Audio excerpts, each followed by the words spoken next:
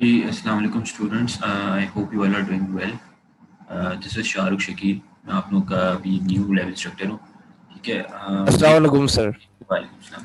मुझे अच्छा, मेरी इसका मतलब आप लोगों को आवाज़ जो है वो आ रही है? जी सर, कैसे हैं आप? I hope that you will be fine. Fine. अच्छा। अच्छा, आप लोगों के जो सर वकास थे, उनकी जगह अभी मुझे असाइन किया गया। ठीक है। तो अभी आगे जितनी भी आप लोगों की लैब्स होंगी, वो मेरे मेरे पास ही होंगी। ठीक है। वो मैं ही आप लोगों के साथ आप लोगों को कवर कराऊंगा। और लास्ट टाइम मेरे ख्याल से ट्यूसडे को 23 मार्च था आई थिंक। तो आप लोगों की ऑफ थी। हाँ, 23 मार्च को ऑफ थी। और उससे लास्ट टाइम जो आप लोगों की लैब हुई थी, वो सर वकास ने कंडक्ट की थी या वो मैंने कंडक्ट की थी? सर आपने कंडक्ट करी सर थी। आप ही ने कंडक्ट करी थी। ठीक है, ठीक आपने है। लेफ्ट 7 कराई थी वहाँ पे रिपीट। ठीक है, ठीक है, ठीक है। सर मुझे एक बात कहनी है आपसे, बड़ी इम्पोर्टेंट। जी। सर मेरी सर वकास अहमद से बात हुई थी। उन्होंने मुझे कही थी ये बात, क्योंकि जब वो उन्होंने हमारी क्लासेस कंडक्ट कर रहे थे, जब उन्होंने यूनिवर्सिटी नहीं छोड़ी थी, तो दरअसल कुछ लैब्स थी जिसमें हम मेरे ज़ीरो लगे हुए हैं। और वो लैब्स जो थी वो लगे हुए थे क्योंकि मेरी बड़ी फूफू की डेथ हो गई थी। वो मैंने उनसे सारा कुछ डिस्कस किया था, लेकिन मैंने जब लैब सबमिट कर दी थी तो सर कह रहे थे कि अब मेरे हाथ में कंट्रोल ही नहीं है। तो फिर सर ने कहा कि सर शाहरुख से आप बात करना कि वो आपके नंबर लगा दें उसके अंदर ना, जहाँ ज़ीरो लगे हुए हैं ना, वहाँ पे नंबर लगा दें आपके। चलें तो शोएब, कह रहे थे मैं खुद भी बात कर लूँगा। सर ने कहा था अगर कोई चलें मसला हो तो आप चलें मुझे बात करा दें। जो भी आपका ये इशू है ना, इसको हम डिस्कस कर जी लेंगे। आप लोगों को इसकी टेंशन लेने की ज़रूरत नहीं है। मार्क्स की भी और टर्न आपकी जो भी चीज़ें इसकी अटेंडेंस की, इन सब चीज़ों की टेंशन लेने की ज़रूरत नहीं है। ठीक है। आप सर लोग कुछ सिर्फ जो जी, कुछ मिलता ठीक है। जुलता इशू मुझे मेरे साथ समझ भी आ था गया है आपके कि कुछ लैपटॉप। आप लोगों के मार्क्स वगैरह के इश्यूज़ हैं, कुछ लोग स्टूडेंट्स के जो है पहले से अपलोड नहीं हुए हुए, कुछ की लेट सबमिशंस थी जिसकी वजह से अपलोड नहीं हुए हुए। तो वो उसको अभी हम इसी वीक के अंदर कैटर कर लेंगे, देख लेंगे कि क्या है, किन के मार्क्स जो हैं वो रहते हैं। तो उसकी आप लोग टेंशन नहीं लें। जिनके भी मार्क्स जो हैं, जो भी बनते हैं, वो उनको मिल जाएंगे। ठीक है। इसको हम ठीक है सर। डिस्कस कर लेंगे। अच्छा, अभी जो है ना, अभी आप लोगों की अभी अभी ये वाली मुझे लैब असाइन हुई है। तो मेरे पास एलएमएस के ऊपर जो है वो आप लोगों की अभी लैब आई नहीं है। ये आप लोगों को शायद किसी और सर ने ही इसका जूम की मीटिंग का शेयर किया होगा। तो अब है ये कि नेक्स्ट जो अपकमिंग लैब होगी उसमें से तो आपने करना यही हुआ करेगा कि सिर्फ एलएमएस के ऊपर जो भी आप लोगों को लैब टास्क दिया जाएगा वो आपने एलएमएस के ऊपर सबमिट करना होगा। ठीक है। और एलएमएस के ऊपर ही आपको जिस तरीके से सर वकास करा रहे थे, एलएमएस के ऊपर ही आपकी सारी चीज़ें आपने करनी है। लैब टास्क भी वहीं अपलोड होगा, उसी में आपको वो 2 दिन का टाइम गिवन होगा, लैब के दिन और उसका नेक्स्ट डे 11:59 तक का। ठीक है। उसमें आपने सबमिट करना होगा ये सारी चीज़ें। और बाकी मार्क्स वगैरह जो भी हैं वो मैं देख लूँगा। अभी इस लैब जो आज की लैब होगी इसकी सबमिशन जो होगी ना, वो आपने मैं एक आप लोगों को एक काम करता हूँ, गूगल क्लासरूम बना देता हूँ। ठीक है। उस क्लासरूम के ऊपर आप लोग सब जो है ज्वाइन हो जाए। मैं आप लोगों के साथ उसका एक सेकेंड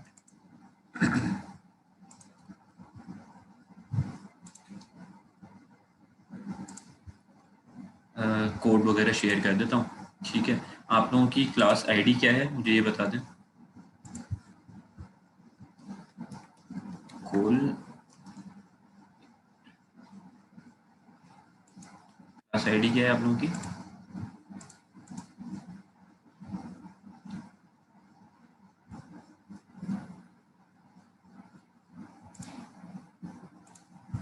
हाँ, 106,304। ठीक है। 106,304। अच्छा, ये तो कह रहे हैं ज्वाइन।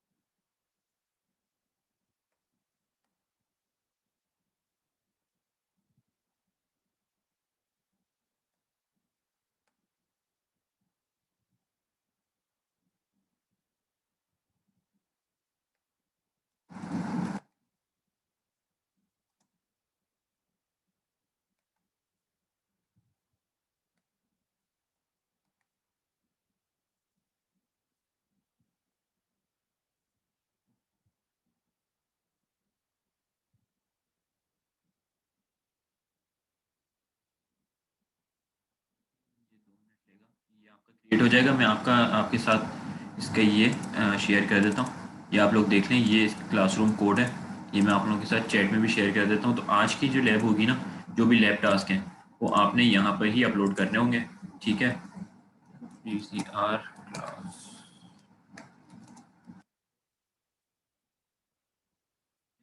ये मैंने आप लोगों के साथ चैट में भी शेयर कर दिया, तो आप लोग ये इसके ऊपर ज्वाइन कर लें, ठीक है। और यहीं पे आपका आज का लैब टास्क भी सबमिशन आप लोगों की होगी। फिर एक दफ़ा ये फ्लो में आ जाए उसके बाद आप लोगों की, ठीक है। तो इसके बाद अच्छा, अब आप लोगों को मैंने लास्ट टाइम जो लैब कराई थी वो कौन सी लैब थी? लैब मेरे ख्याल से प्रोसीजर्स की तो नहीं कराई थी, आप लोगों को ये करवा दी थी स्टैक मेमोरी की, ठीक है। स्टैक मेमोरी की मैंने आप लोगों को लैब करवा दी थी, यस सर, याद है? लैब 7 हो गई थी।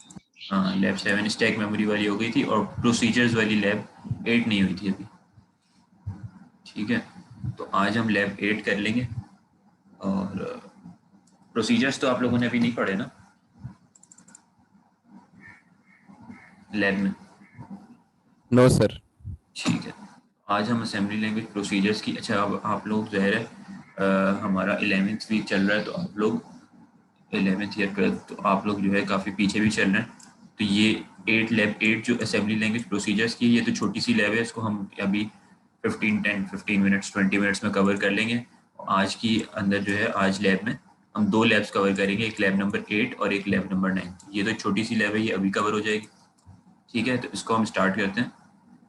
लास्ट टाइम हमने की थी स्टैक मेमोरी की, ये आप लोगों को याद होगी।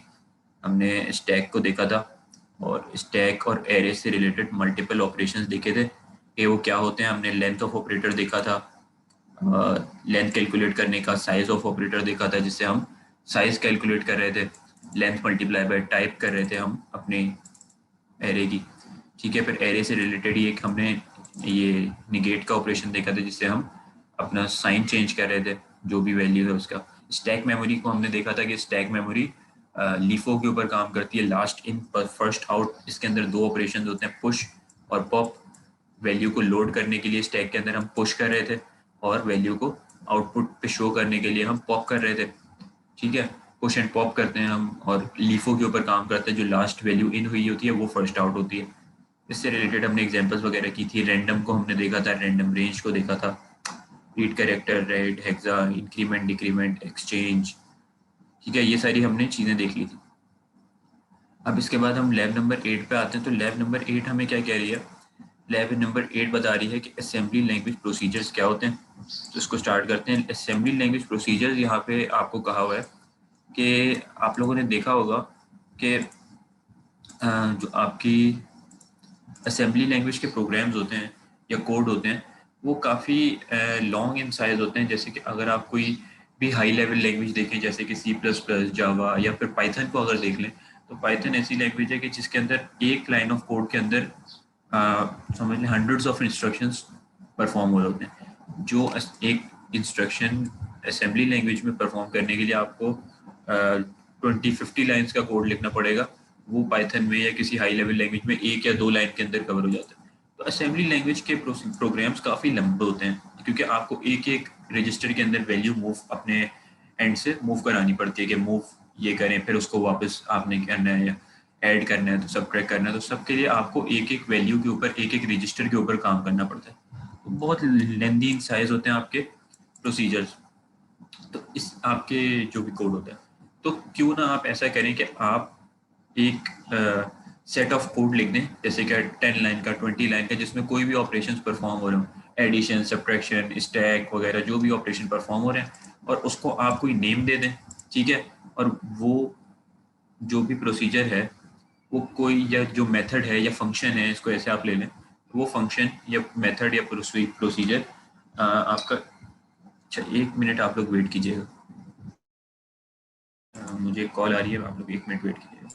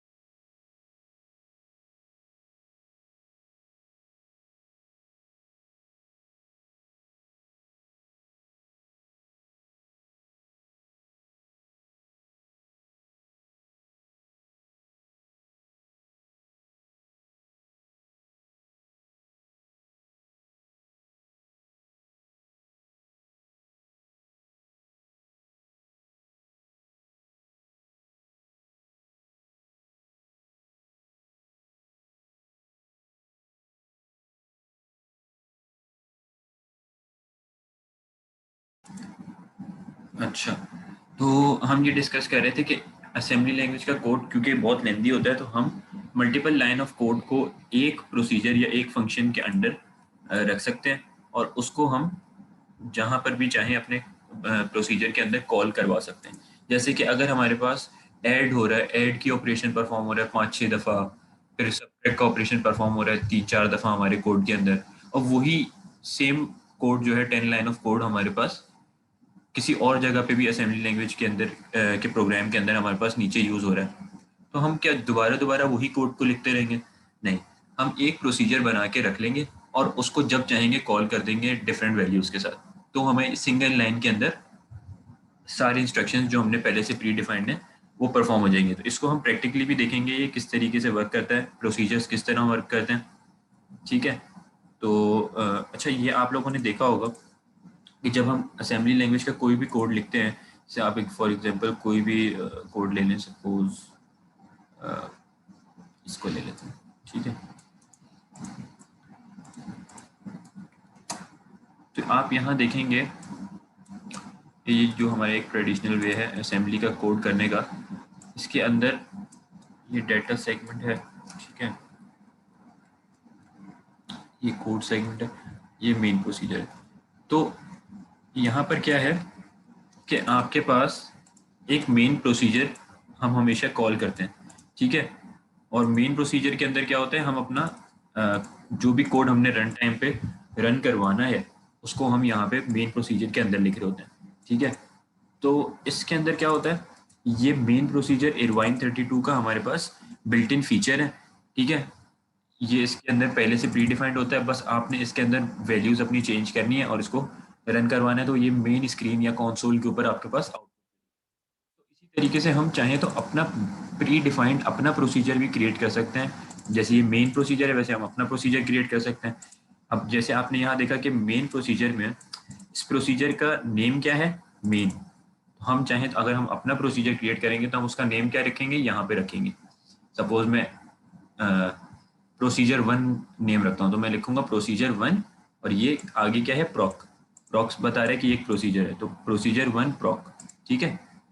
इसी उसके बाद फिर मैं उस अपने जो भी बॉडी है अपने प्रोसीजर की जो उसमें मैंने डिफाइन करना है वो लिखूंगा, ठीक है। अब यहाँ पे देखते हैं कि ये इसका सिंटेक्स क्या है। ये देखें, सिंटेक्स इसका है कि आपने प्रोसीजर का नेम देना होता है, ठीक है। जैसे यहाँ पे प्रोसीजर का नेम दिया, उसके बाद आगे उसके आपने लिखना है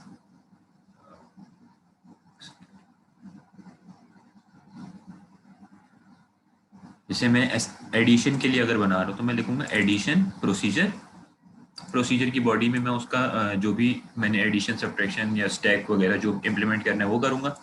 आखिर में मैं रिटर्न स्टेटमेंट दूंगा कि जिससे वो हमें कंसोल पे आउटपुट रिटर्न करे, या जो भी हमने वैल्यूज दी है उसका आउटपुट रिटर्न करे, ठीक है। और आखिर में एक और लाइन आएगी, वो क्या आएगी, जैसे हम यहाँ पे मेन एंड प्रोसीजर करते हैं वैसे हम अपने प्रोसीजर का नाम प्रोसीजर 1 एंड प्रोसीजर, ये एंड जरूर करेंगे, ठीक है। तो इससे क्या होगा कि हमारा प्रोसीजर एंड हो जाएगा।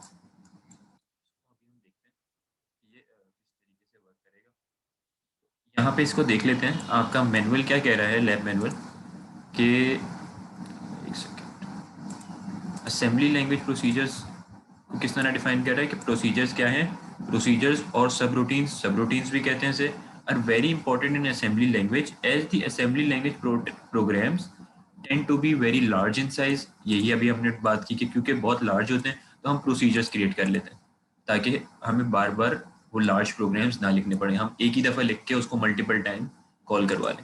Procedures are identified by a name, उसका कोई नेम होता है, ठीक है, ताकि हम उसको कॉल कर सकें उस नेम से, ठीक है। Following this name the body of the procedure is described, ठीक है। इसके बाद following this name the body of the procedure is described, body में आप कुछ भी लिख सकते हैं जो भी आपने प्रोसीजर में काम करवाना है, ठीक है, एडिशन वगैरह जो भी, ठीक है। The body of the procedure is described which performs a well defined job, ठीक है, वो सारा प्रोसीजर का काम करती है body. End of the procedure is indicated by a return, and कैसे पता लगता है प्रोसीजर एंड हो गया कि आप एक रिटर्न स्टेटमेंट दे देते हैं RET से, ठीक है। और आखिर में आप उसका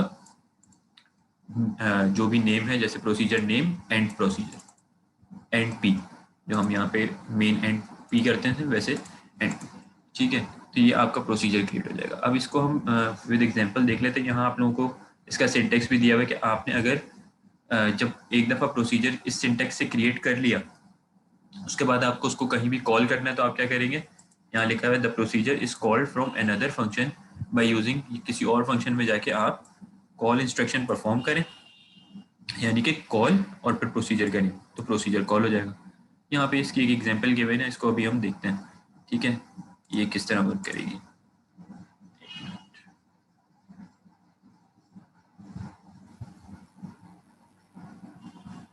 हम एक काम करते हैं, एक प्रोसीजर क्रिएट कर लेते हैं, किसके लिए, एडिशन के लिए, ठीक है। हम यहाँ पे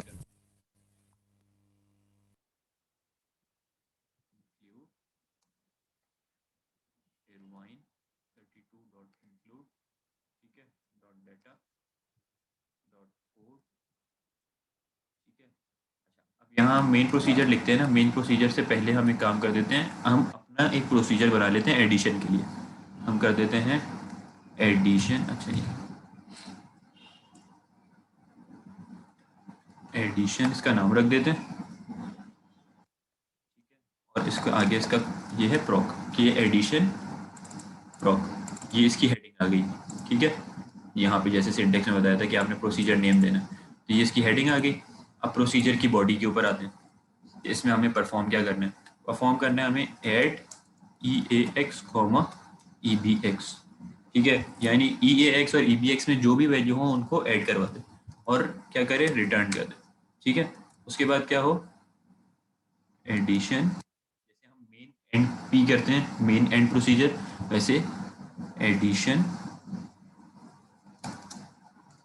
एंड प्रोसीजर, ये एक प्रोसीजर क्रिएट हो गया।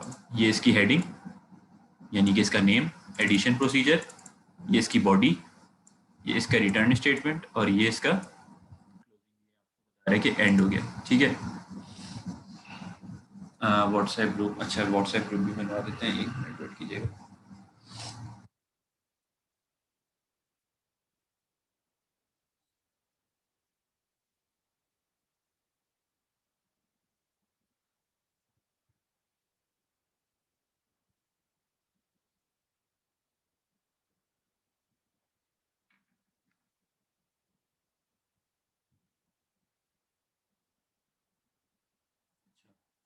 ये यहाँ तक मेरे ख्याल से बात सबको समझ आ गई होगी कि हमें प्रोसीजर क्रिएट किस तरीके से करना है, ठीक है।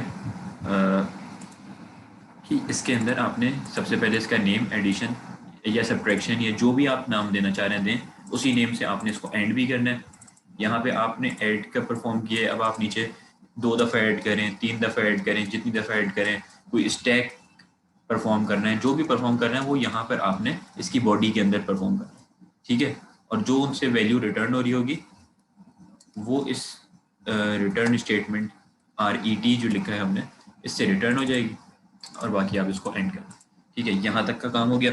अब हम इसको कॉल किस तरह करेंगे, ठीक है। अब हम इसी कोड सेगमेंट के अंदर अपने मेन प्रोसीजर में जाते हैं, मेन प्रोसीजर,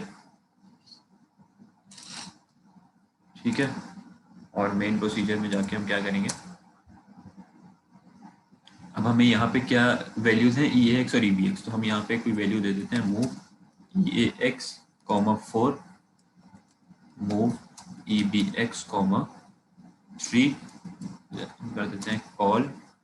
अच्छा, ये हमने 2 वैल्यूज पुश करा दी, ठीक है, एक EAX में 4 और EBX में 3। अब हम इस प्रोसीजर को कॉल करेंगे, जैसे हमने देखा था, कॉल एडिशन, कॉल एडिशन करेंगे, कॉल एडिशन हो गया। तो एडिशन कॉल होने से क्या होगा कि ये हमारे पास रन हो जाएगा, एडिशन प्रोसीजर कॉल होगा, यहाँ पे जाएगा, ये लाइन को रीड करेगा कि ऐड EAX, EBX, फिर ये चेक करेगा कि हमारे प्रोग्राम में अभी EAX और EBX की क्या वैल्यूज हैं, ये देखेगा 4 है और 3 है, ठीक है। तो इनको ऐड करेगा और रिटर्न क्या करेगा, इनका इनका सम क्या बन रहा है, 7।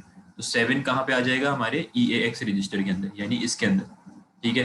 तो उसको हम क्या कर देंगे, जब ये रिटर्न से 7 रिटर्न करेगा, हम कर देंगे कॉल राइट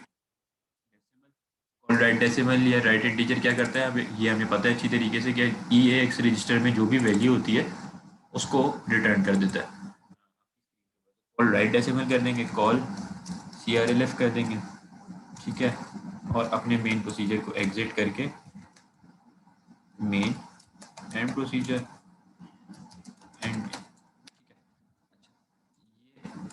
हमारा प्रोसीजर और ये मेन प्रोसीजर, ठीक है। यहाँ तक की मेरे ख्याल से बात सबको समझ आ गई होगी। हम इसको रन करेंगे तो ये आउटपुट हमें 7 देगा।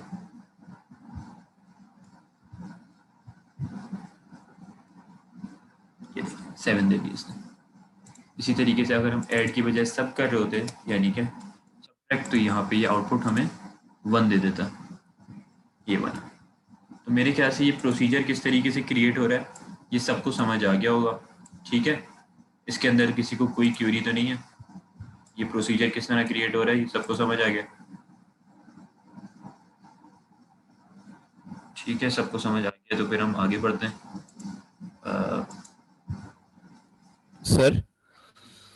सर ये जो एडिशन का आपने अपना प्रोसीजर बनाया था इधर, ये एक तरह से फंक्शन की तरह काम कर रहा है ना? बिल्कुल ऐसे ही है। असेंबली लैंग्वेज में आप प्रोसीजर क्रिएट कर रहे होते हैं, जैसे पहले फंक्शन कर रहे होते हैं वही फंक्शन वाला काम कर रहे हैं। ठीक है। अच्छा, ये तो हो गया सिंगल एक प्रोसीजर, ठीक है। कि आपने प्रोसीजर किस तरह बनानी है, आपने इसका सिंटेक्स भी देख लिया, एग्जाम्पल भी देख लिया। अब हमारे पास आते हैं नेस्टेड प्रोसीजर।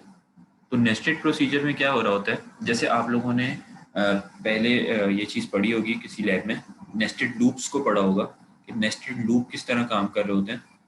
कि वो आपके पास, अगर आपने 2 डायमेंशनल आउटपुट दे रहे हैं तो आप नेस्टेड लूप जो है वो क्रिएट कर रहे होते हैं, या आपने दो तरह की कोई एक ही प्रोग्राम के अंदर दो तरह की कैलकुलेशंस परफॉर्म करनी है, तो आप नेस्टेड लूप का इस्तेमाल कर रहे होते हैं।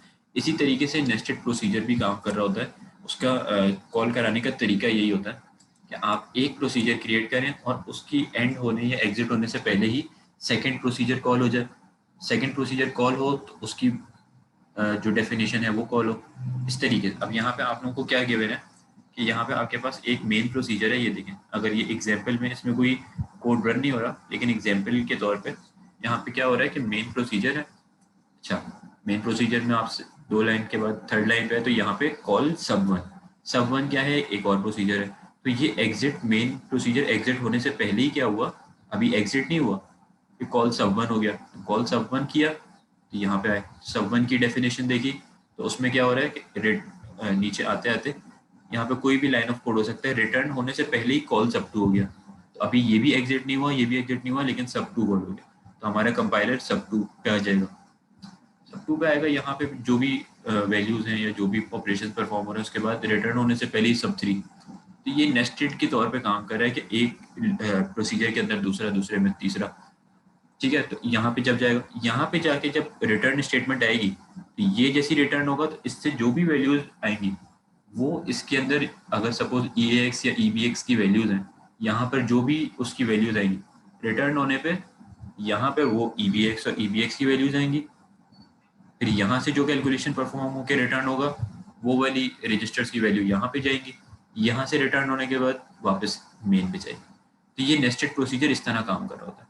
तो इसको भी हम एक एग्जांपल में देख लेते हैं। पहले तो एक एग्जांपल देख लेते हैं, अगर आप लोगों को नेस्टेड लूप्स याद हो तो उसमें ये काम हो रहा था। ये देखिए, अगर हम इसको देखें, यहाँ पे लिखा भी है कि remember the nested loop we created, it's easy to push the outer loop counter before entering the inner loop. यानी कि आउटर लूप के अंदर आप काउंटर जो है क्रिएट कर सकते हैं इनर लूप में जाने से पहले। यहाँ पे क्या हो रहा है, अगर हम इसको क्लियर कर दें,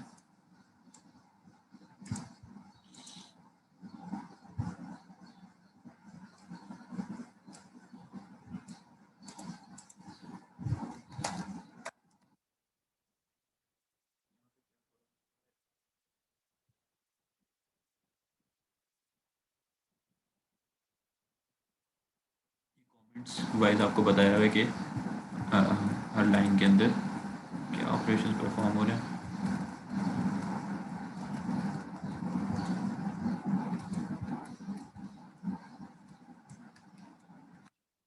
यहाँ पे अगर देखें तो यहाँ पे क्या बताया हुआ है कि मेन प्रोसीजर में जाते ही set the outer loop counter, यानी कि आउटर लूप का आपने काउंटर बता दिया कि ECX के अंदर अगर 100 है तो ये 100 टाइम्स चलेगा आउटर लूप, ठीक है, टाइम्स चलेगा, यानी कि हर आइट्रेशन पे ये 100 से 99 हो जाएगा, फिर 98 97 करते करते जब ये 0 पे आएगा तो ये आउटर लूप एंड हो जाएगा, तो ये आउटर लूप 100 टाइम्स चलेगा। फिर बताया हुआ है कि beginning of the outer loop में क्या हो रहा है, L1 पुश ECX, ठीक है, ECX को स्टैक में पुश किया जा रहा है ताकि आपके जो भी लूप है ये इसका काउंटर कहीं मिस ना हो जाए सेकंड लूप में जाते वक्त। तो क्या कर रहे हैं, पुश ECX में क्या है 100 इसमें जब पुश हो जाएगा स्टैक के अंदर, जैसे आप लोगों ने लास्ट लैब में स्टैक पढ़ा था, स्टैक के 0 इंडेक्स के ऊपर ये 100 पुश हो जाएगा। फिर क्या करें, move ECX, 20 set inner loop count, यानी कि ECX में 20 को आपने मूव करा दिया। अब जो ECX में 100 था 100 स्टैक में चला गया और इसमें ECX में 20 आ गया। अब इनर लूप की बारी आई, ये इनर लूप काउंटर है, यानी कि ये चलेगा 20 टाइम्स, ठीक है, ये 20 टाइम्स जो भी इसमें कोई ऑपरेशन अभी तो परफॉर्म नहीं हो रहे, अगर हो रहे हो तो यहाँ 20 टाइम्स जब ये पूरा चल जाएगा फिर ये लूप टू ब्रेक होगा। फिर क्या होगा, पॉप ECX होने के बाद इससे क्या होगा कि स्टैक में हमने 100 स्टोर किया था, 100 वापस से पॉप होगा, लूप 1 जैसी दोबारा कॉल होगा तो ये 100 -1 हो जाएगा 99। फिर ये 99 के ऊपर 20 दफ़ा दोबारा ये चलेगा, फिर 98 पे चलेगा, 97 पे, तो ये करते करते 100 × 20 टाइम्स ये चलेगा, ठीक है। तो यहाँ पर जो भी ऑपरेशन परफॉर्म हो रहे हैं ये नेस्टेड के तौर पे परफॉर्म हो रहे हैं। ये चीज़ आप लोगों को मेरे ख्याल से याद आ गई होगी कि नेस्टेड लूप आप किस तरह क्रिएट कर रहे होते हैं। अब ये अगर यहाँ पर एडिशन का परफॉर्म हो रहा है ऑपरेशन सपोज L2 के अंदर, तो वो टोटल आपके प्रोग्राम रन होने में कितनी दफ़ा एडिशन परफॉर्म होगा, या अगर पुश इंस्ट्रक्शन परफॉर्म हो रहा है तो पुश कितनी दफ़ा परफॉर्म होगा, 100 × 20, ठीक है, 100 × 20 टाइम्स होगा, यानी कि 2000 टाइम्स आपके पास ये पुश का इंस्ट्रक्शन, अगर यहाँ पे पुश गिवन है तो पुश इंस्ट्रक्शन परफॉर्म होगा। तो ये आपको सिर्फ बताया हुआ है कि आप अगर नेस्टेड लूप क्रिएट करें तो आप इस तरह करते हैं, तो उसी को आप जहन में रखते हुए अगर नेस्टेड प्रोसीजर क्रिएट करें आप किस तरह करेंगे वो मैं आप लोगों को बता देता हूँ। आप क्या करेंगे, सपोज मैं एक काम करता हूँ, अच्छा आप लोगों का ये मीटिंग टाइम जो है ना ये एंड होने वाला है, तो आप लोग रीज्वाइन कर लें, ठीक है, जैसे ये मीटिंग एंड हो तो आप लोग रीज्वाइन कर लीजिएगा, ठीक है, उसी लिंक के ऊपर जो आप लोगों के पास आया उसी के ऊपर दोबारा से रीज्वाइन कर लें।